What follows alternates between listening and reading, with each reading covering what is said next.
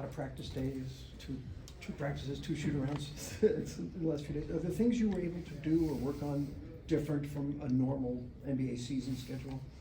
Yeah, I think it was beneficial for us. Get to take some things from the games and apply them right into practice setting.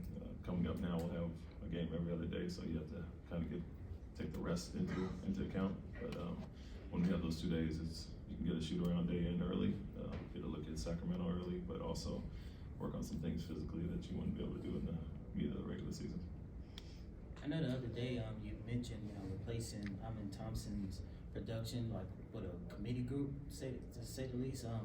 What kind of goes into who you decide get those minutes? I think it's a lot to do with the game plan and the team we're playing. What matchups work well there. We go there, and obviously he brings something to the table. Jay Sean can run some backup minutes, and then we had Reggie playing a ton early. So kind of what we need. We can do by committee with those three guys and Cam as well. They all bring something different to the table, but I'm such a unique guy, and he covers a lot of bases where we can play a lot of different guys with him, and some of the guys do the same thing. We're comfortable with Aaron and Fred, although they're smaller, but also Jay Sean can kind of be a Swiss Army knife and do some of the things that man did. What are your thoughts on kind of these little doubleheader mini-series as a coaching tool to kind of as a barometer for how your group is growing and getting better game to game? Yeah, I've always liked them. I mean, since I started a few years ago. Obviously it's good for the travel component of it, but also a chance to get a look at a team and make some adjustments, work on things between the games. And so for me, I like them. Everybody says a playoff-ish atmosphere, but for me, I don't see any downside to it. Like I said, you get a chance to look at the team twice in a short period of time and get to rep some things, so it's good for me. The Jalen Green Şengün two-man game has been like one of the Rockets' best plays last couple of seasons. It's continued into this year. Of course, it closed out the last game with a Şengün dunk. Is that something you want to implement more as the season goes on? Yeah, we knew coming in they had a good chemistry together. We got Fred and some guys as well that work well with Alpi, but they've had that over the last few years, and what we're just trying to encourage is making the right read out of it. Alfred and setting good screens to get them open to free up Jalen, but also Jalen making the right read, not over penetrating at times, taking the shot that's given, but also making that pocket pass or finding the weak side.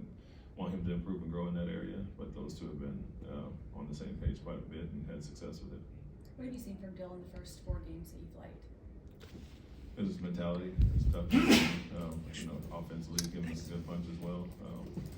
One of the guys that keeps shooting the ball well, but also is a forceful driver, can get downhill, and willing passer. So not just what he brings mentality-wise and defensively. I think he's given us a nice pop offensively as well.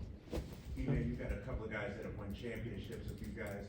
What has Fred and Jeff Green, I guess, brought to the organization, would you say, and the team on the floor and off the floor in the locker room?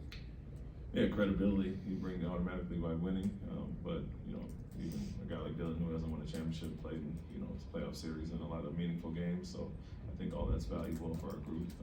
Talked about it quite a bit, their leadership and professionalism, their day in and day out work ethic and routine. It's good for our young guys to see. So stability on the court, leadership off the court, doing it in their own ways, vocally and kind of follow my lead. And so those three have been huge for our young guys. The NBA is kind of a copycat league, and I know in preparing for the Kings, we kind of already discussed there's some similarities between Alperen Şengün and Domantas Sabonis, but is there anything specifically that you saw in the film that you thought, hey, I might want to take that or implement that, for Alpi down the line that Sabonis and the Kings use or do? Yeah, I mean, they do handle a lot up top. I think even Sabonis his usage from the perimeter is a little more than Alpi. We have a few guys that we like to have the ball in their hands as well, but very similar, like you mentioned, with the post-ups, with the initiating offense from the top. Just the DHO actions, the pace, and the screening. It's a good thing for Alperen to see. He really frees up their guards, and he's one of the best screen setters, rollers, finishers in the league. So just continue to work on those things. We use some already, but watching his efficiency and how effective he is in that way is beneficial for Alpi to see. I was just going to follow up on that first thing about the practice time. Was there an opportunity to see how somebody's progressing, whether they're learning the things you want, or another guy, just a guy who's not playing a lot, how he might be doing? Or is there enough scrimmaging for that in the last few days? I wouldn't say we did contact and we did some live work, but also, it is something like you mentioned to see who's catching on to schemes, who's, watching the starters and learning from some of the guys who aren't playing as much. And so, although we're not doing a ton of scrimmaging, right now we're getting the work in that we need, and attention to detail has been a big focus of ours for the last few games to start the season. It was lacking at times, and I feel it's getting better. So it's good to see who's staying locked in, focused.